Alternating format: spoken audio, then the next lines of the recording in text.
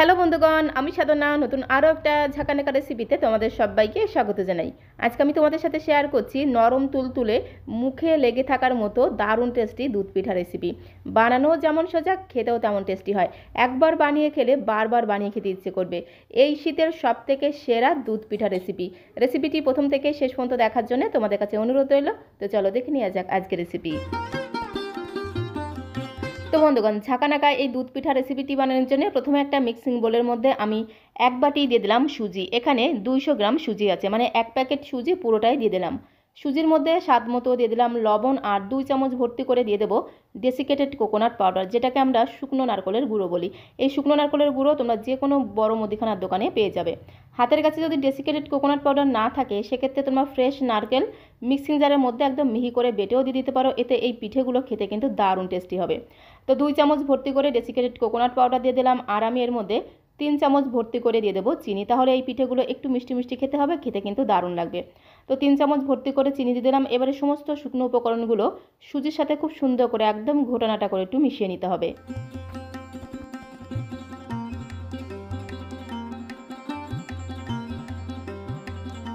সুজির সাথে সমস্ত শুকনো উপকরণগুলো খুব ভালো করে মিশিয়ে নিলাম। তোমরা চাইলে কিন্তু সুজির সাথে একটু গুঁড়ো দুধও মিশিয়ে নিতে পারো, তাহলে দেখবে এই পিঠেগুলো খেতে আরও বেশি টেস্টি হবে।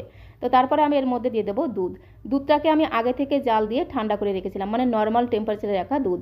তো এই বাটি মেপে আমি 1 বাটি সুজি নিয়েছিলাম, সেই বাটি দিয়ে 2 বাটি মেপে দিয়ে দেবো দুধটাকে দিয়ে খুব ভালো করে সুজির সাথে একটু মিশিয়ে নিতে হবে। তো সুজিটাকে যদি এইভাবে দুধের সাথে খুব ভালো করে একটু ঘোটানাটা করে মিশিয়ে 15 থেকে 20 মিনিটের জন্য একটু রেস্টে রেখে দেওয়া হয়, তাহলে দেখবে সুজিটা খুব সুন্দরভাবে ভিজে গিয়ে একেবারেই কিন্তু নরম হয়ে যাবে, আর দুধটাও কিন্তু অনেকটাই টেনে যাবে। তাছাড়া এই পিঠের মধ্যে, মানে এই রেসিপির মধ্যে আমি একটুখানি ময়দা ব্যবহার করব, তাই 2 বাটি দুধ দিলাম। তোমরা যদি ময়দা না দিতে চাও, সেক্ষেত্রে কিন্তু 1.5 বাটি দুধ দেবে। 1 বাটি সুজির মধ্যে 1.5 বাটি দুধই কিন্তু যথেষ্ট। যেহেতু আমি ময়দা দেবো, তাই 2 বাটি দুধ আমি দিয়ে দিলাম। দুধটাকে দিয়ে খুব সুন্দর করে একদম ঘোটানাটা করে সুজির সাথে মিশিয়ে নিলাম। তারপরে একটু ধামাচাপা দিতে হবে, মানে ঢাকনাটা বন্ধ করে 15 থেকে 20 মিনিটের জন্য সুজির এই ব্যাটারটাকে একটু রেস্টে রেখে দিতে হবে। তো এখন আমি তোমাদের 15 মিনিট পরে ঢাকনাটা তুলে দেখাচ্ছি। সুজি দেখো খুব সুন্দরভাবে ভিজে গিয়ে একদম ফুলে গেছে, আর সুজিটা যখন ভিজে গিয়ে এরকম ফুলে যাবে, দুধটা কিন্তু অনেকটাই টেনে যাবে। ব্যাটারের ঘনত্বটা তোমরা দেখেই বুঝতে পারছো, তবে এতটা পাতলা হলে কিন্তু চলবে না, ব্যাটারটাকে আর একটু গাঢ় করে নিতে হবে। আর এইভাবে হাতা দিয়ে কন্টিনিউ খুব ভালো করে একটু ঘোটানাটা করে সুজিটাকে মিশিয়ে নিতে হবে, তাহলে দেখবে সুজিটা খুব সুন্দরভাবে কিন্তু মিশে যাবে। তো এখন আমি এর মধ্যে দিয়ে দেবো গোল হাতার 1 হাতা ময়দা। একটু ময়দা দিলে কিন্তু ব্যাটারটা আর একটু গাঢ় হয়ে যাবে। খুব বেশি যদি ব্যাটারটা পাতলা হয়ে যায়, তাহলে কিন্তু হবে না, ব্যাটারটাকে আর একটু গাঢ় করে নিতে হবে। তো তার জন্য এখানে আমি গোল হাতার 1 হাতা দিয়ে দিলাম ময়দা। একটু ময়দা দিলে এই পিঠেগুলো কিন্তু আরও বেশি নরম তুলতুলে সফট হবে, খেতেও কিন্তু দারুণ লাগবে। তো গোল হাতার 1 হাতা ময়দা দিয়ে খুব ভালো করে মিশিয়ে নেব।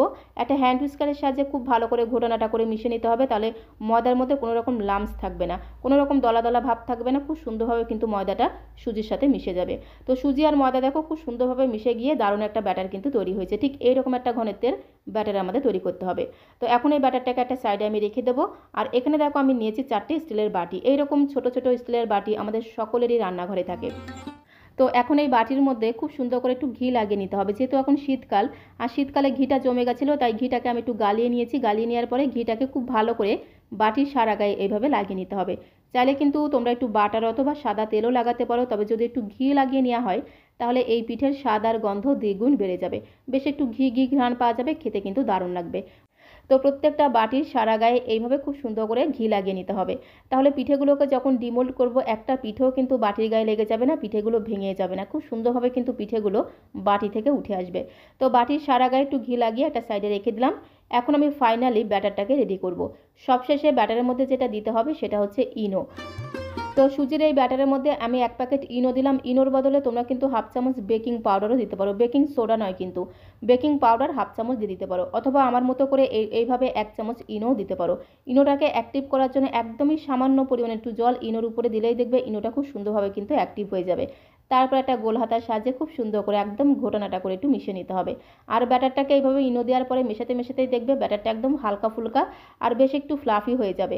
আর একটু ইনো দেওয়ার কারণে কিন্তু এই পিঠেগুলো কিন্তু একদম হালকা ফুলকা অসংখ্য ছিদ্রযুক্ত জালিদার তৈরি হবে, খেতে কিন্তু দারুণ লাগবে। তো 1 প্যাকেট ইনো ব্যাটারের মধ্যে দিয়ে খুব সুন্দর করে একদম ঘোটানাটা করে মিশিয়ে নিলাম। আর ব্যাটারের ঘনত্বটা তোমরা দেখেই বুঝতে পারছো, ঠিক এরকম ঘনত্বের একটা ব্যাটার আমাদের তৈরি করতে হবে। আর ইনো মেশানোর পরে কিন্তু একটুও দেরি করা যাবে না, সঙ্গে সঙ্গে ব্যাটারটাকে বাটির মধ্যে ঢেলে নিতে হবে। প্রত্যেকটা বাটির মধ্যে আমি 1 থেকে 1.5 হাতার মতো ব্যাটার দেবো।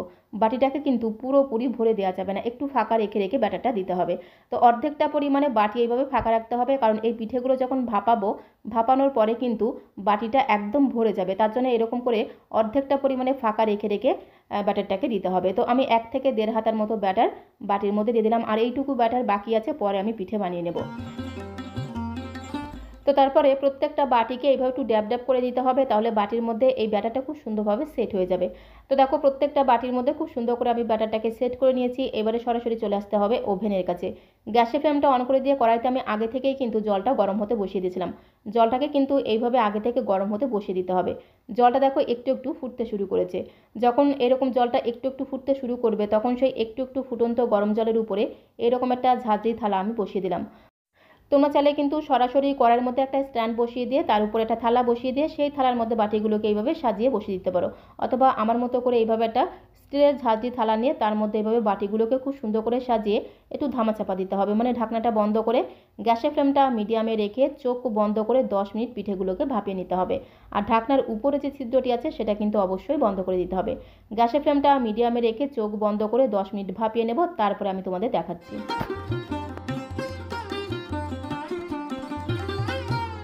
তো এখন আমি তোমাদের 10 থেকে 12 মিনিট পরে ঢাকনাটা তুলে দেখাচ্ছি। পিঠেগুলো দেখো খুব সুন্দরভাবে কিন্তু ভাপানো হয়ে গেছে, আর পিঠেগুলো ফুলে দেখো একদম বাটিটা ভরে গেছে। এরকম একটা কাঠি দিয়ে চেক করে দেখতে হবে পিঠের ভেতরে কাঁচা ভাব আছে কিনা। কাঠির গায়ে লেগে নেই মানে পিঠের ভেতরেও কিন্তু খুব সুন্দরভাবে ভাপানো হয়ে গেছে।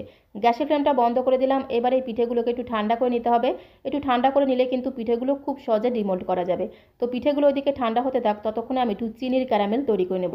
তার জন্য গ্যাসের ফ্লেমটা অন করে দিয়ে একটা কড়াই বসিয়ে দিলাম। কড়াইটা একটু গরম হয়ে গেলে গ্যাসের ফ্লেমটা কিন্তু একদম লো করে দিতে হবে। গ্যাসের ফ্লেমটা একদম লোতে রেখে এখানে আমি 4 থেকে 5 চামচ দিয়ে দিলাম চিনি। চিনিটাকে কড়াইয়ের মধ্যে দিয়ে সঙ্গে সঙ্গে কিন্তু নাড়াচাড়া করা যাবে না। গ্যাসের ফ্লেমটা একদম লোতে রেখে 4 থেকে 5 মিনিট এইভাবে চিনিটাকে কড়াইয়ের মধ্যে রেখে দিতে হবে। আস্তে আস্তে দেখবে খুব সুন্দরভাবে চিনিটা ক্যারামেল হতে শুরু করবে। খুব সুন্দর একটা লালচে রং যখন বেশ অনেকটা পরিমাণে লালচে রং ধরবে, তখন এইভাবে খুন্তি দিয়ে একটু নাড়াচাড়া করে চিনিটাকে আরও বেশ কিছু সময় ধরে একটু এভাবে গালিয়ে নিতে হবে। আস্তে আস্তে দেখবে চিনিটা পুরোপুরি ক্যারামেলাইজড হয়ে যাবে। যখন খুব সুন্দর একটা লালচে রং চিনির মধ্যে চলে আসবে, তখন এর মধ্যে আমি দিয়ে দেবো দুধ। আর এইভাবে যদি চিনির একটা ক্যারামেল তৈরি করে দুধটাকে দেওয়া হয়, তাহলে আলাদা করে কিন্তু কোনো রকম গুড় দিতে লাগে না। একদম গুড়ের মতো একটা সুন্দর কালার কিন্তু দুধের মধ্যে চলে আসবে। তো তারপরে আমি এর মধ্যে 1/2 লিটার থেকে একটু বেশি পরিমাণে দুধ দিয়ে দিলাম। এখানে আমি প্যাকেটের দুধ ব্যবহার করেছি, তো দুধটাকে আগে থেকে একটু জাল দিয়ে গরম করে রেখেছিলাম। আর গরম দুধ ক্যারামেলের মধ্যে দেওয়ার সাথে সাথে 2-1 মিনিটের মধ্যেই কিন্তু খুব সুন্দরভাবে এইভাবে মিশে যাবে। অনেকেই কিন্তু ঘাবড়ে যায়, ক্যারামেলটা যেহেতু তৈরি হয়ে যাওয়ার পরে একটু জমাট বেঁধে যায়। তো এরকম কিন্তু একটু গরম দুধ দেওয়ার পরে কয়েক মিনিট একটু নাড়াচাড়া করতে করতেই কিন্তু ক্যারামেলটা খুব সুন্দরভাবে দুধের সাথে মিশে যাবে। আর দেখো কত সুন্দর একটা গুড়ের মতো কালার হয়েছে। খুব সুন্দর একটা কালার হয়, সাথে সাথে ফ্লেভারটাও কিন্তু দুর্দান্ত হয়। তো তারপরে আমি এর মধ্যে 1 প্যাকেট দিয়ে দিলাম গুঁড়ো দুধ। একটু গুঁড়ো দুধ দিলে এই দুধটা কিন্তু খুব তাড়াতাড়ি ঘন হয়ে যাবে। আর দুধটা যখন উষ্ণ গরম থাকবে, তখনই কিন্তু গুঁড়ো দুধটাকে দিয়ে খুব সুন্দর করে ঘোটানাটা করে মিশিয়ে নিতে হবে। তো 1 প্যাকেট গুঁড়ো দুধ দিয়ে খুব সুন্দর করে ঘোটানাটা করে দুধের সাথে মিশিয়ে নিতে হবে। তারপরে গ্যাসের ফ্লেমটা মিডিয়ামে রেখে 3 থেকে 4 মিনিট সময় ধরে দুধটাকে একটু ফুটিয়ে ঘন করে নিতে হবে। তবে দুধটাকে কিন্তু বেশি ঘন করা যাবে না, দুধটাকে একটু পাতলা রাখতে হবে। দুধটা যদি বেশি ঘন হয়ে যায়, তাহলে কিন্তু পিঠের মধ্যে দুধটা খুব সুন্দরভাবে ঢুকবে না। আর দুধটা যদি এরকম একটু পাতলা রাখা হয়, তাহলে দেখবে এই দুধটা পিঠের মধ্যে খুব সুন্দরভাবে ঢুকে যাবে, যার কারণে পিঠেগুলো একদম তুলোর মতো নরম তুলতুলে সফট তৈরি হবে। আর এই সময় একটু চেক করে দেখতে পারো মিষ্টির পরিমাণটা ঠিকঠাক আছে কিনা। তো আমি একটু চেক করে নিলাম। চেক করে নেওয়ার পরে এর মধ্যে আরও 4 থেকে 5 চামচের মতো চিনি দিয়ে দিলাম। চিনিটাকে দিয়ে খুব সুন্দর করে একটু ঘোটানাটা করে দুধের সাথে মিশিয়ে নিতে হবে। তারপরে 4টে এলাচকে শিলের মধ্যে দিয়ে একদম সুন্দর করে গুঁড়ো করে এর মধ্যে দিয়ে দিলাম। এলাচের ঘ্রাণটা কিন্তু দুর্দান্ত লাগবে। তো 4টে এলাচকে খুব সুন্দর করে একদম মিহি করে গুঁড়ো করে দিয়ে দিলাম। চিনি আর এলাচের গুঁড়ো দিয়ে খুব ভালো করে ঘোটানাটা করে দুধের সাথে মিশিয়ে নিলেই কিন্তু দুধটা পুরোপুরি রেডি হয়ে যাবে। আর এদিকে দেখো পিঠেগুলো খুব সুন্দরভাবে ঠান্ডা হয়ে গেছে। বাটিটাকে বিশেষ করে একটু ঠান্ডা করে নিতে হবে। বাটিটা একটু ঠান্ডা হয়ে গেলে পিঠেগুলো কিন্তু খুব সুন্দরভাবে ডিমোল্ড করা যাবে। তো তারপরে এইভাবে একটু হাত দিয়ে টানলেই দেখো কত সুন্দর পিঠেগুলো বাটি থেকে উঠে আসছে, একটুও কিন্তু বাটির গায়ে লেগে থাকছে না। যেহেতু বাটির মধ্যে আগে থেকে একটু ঘি লাগিয়ে রেখেছিলাম, তাই একটুও দেখো বাটির গায়ে লেগে নেই। খুব সুন্দরভাবে কিন্তু পিঠেগুলো বাটি থেকে খুলে এসেছে। আর পিঠেগুলো দেখেই তোমরা বুঝতে পারছো কত সুন্দর হালকা ফুলকা অসংখ্য ছিদ্রযুক্ত জালিদার তৈরি হয়েছে। ঠিক একই রকমভাবে প্রত্যেকটা বাটির মধ্যে থেকে পিঠেগুলোকে এইভাবে আমি ডিমোল্ড করে নেব। আর এই পিঠেগুলো একদম তুলোর মতো নরম তুলতুলে সফট হয়, খেতেও কিন্তু দারুণ লাগে। সবগুলো পিঠেকে এইভাবে আমি বাটির মধ্যে থেকে ডিমোল্ড করে নিলাম। তারপরে সরাসরি চলে আসতে হবে কড়াইয়ের কাছে। গ্যাসের ফ্লেমটা একদম লোতে করে রেখে দিয়েছিলাম, দুধটা কিন্তু এখনও গরম আছে। তো এখন এই পিঠেগুলোকে সরাসরি গরম দুধের মধ্যে একদম ঝাঁকানাকা করে মানে ঝটপট করে দিয়ে দিতে হবে। আর পিঠেগুলো এতটাই হালকা ফুলকা তৈরি হয়, দুধের মধ্যে দেওয়ার সাথে সাথেই দেখবে পিঠেগুলো একদম দুধের উপরে ভেসে উঠবে। এপিট ওপিট উল্টে পাল্টে গরম দুধের মধ্যে পিঠেগুলোকে এইভাবে একটু ভিজিয়ে নিতে হবে। গ্যাসের ফ্লেমটা একদমই কিন্তু মিডিয়াম টু লোতে রেখে 2 থেকে 3 মিনিট সময় ধরে পিঠেগুলোকে একটু গরম দুধের মধ্যে একটুখানি ফুটিয়ে নেব। তাহলে দেখবে পিঠেগুলো আরও বেশি তুলোর মতো নরম তুলতুলে সফট তৈরি হবে। তো দেখো এপিট ওপিট উল্টে পাল্টে এইভাবে কিন্তু পিঠেগুলোকে একটু গরম দুধের মধ্যে ভিজিয়ে নিতে হবে। তারপরে গ্যাসের ফ্লেমটা বন্ধ করে দেবো। খুব সুন্দর করে 2-3 মিনিট সময় ধরে পিঠেগুলোকে গরম দুধের মধ্যে একটু ফুটিয়ে নিলাম, গ্যাসের ফ্লেমটা বন্ধ করে দিলাম। এখন একটা প্লেটের মধ্যে আমি পিঠেগুলোকে ঢেলে নেব। তো বন্ধুগণ, তৈরি হয়ে গেল তুলোর মতো নরম তুলতুলে রসে ভরা দুধ পিঠা রেসিপি। এই পিঠাগুলো বানানো যেমন সোজা, খেতেও তেমন টেস্টি হয়। একবার বানিয়ে খেলে বারবার বানিয়ে খেতে মন চাইবে। পিঠেগুলোকে আরও একটু বেশি সুন্দর দেখানোর জন্য এর উপর দিয়ে একটু কিশমিশ আর কাজু বাদাম কুচি করে সাজিয়ে দিলাম। পিঠেগুলো দেখতে যতটা সুন্দর, খেতে কিন্তু তার থেকে অনেক অনেক গুণ বেশি টেস্টি হয়। একটি পিঠে আমি তোমাদের কেটে একটু দেখিয়ে দেবো, তাহলে তোমরা বুঝতে পারবে পিঠেগুলো কতটা নরম তুলতুলা সফট তৈরি হয়। তার আগে তোমাদের কাছে রিকোয়েস্ট করবো, আজকের এই দুধ পিঠা রেসিপিটা তোমাদের কাছে কেমন লাগলো অবশ্যই কমেন্ট বক্সে লিখে জানিও। ভালো লাগলে একটা লাইক আর শেয়ার করে দেওয়ার অনুরোধ রইল। নতুন বন্ধু হয়ে থাকলে চ্যানেলটিকে সাবস্ক্রাইব করে দিয়ে পাশে থাকার অনুরোধ রইল। তাহলে যখন এরকম সুন্দর সুন্দর নতুন নতুন রেসিপি আপলোড করব, সঙ্গে সঙ্গে নোটিফিকেশন আগে তোমার কাছে পৌঁছে যাবে। তো আজকের মতো এই পর্যন্ত, সবাইকে অসংখ্য ধন্যবাদ।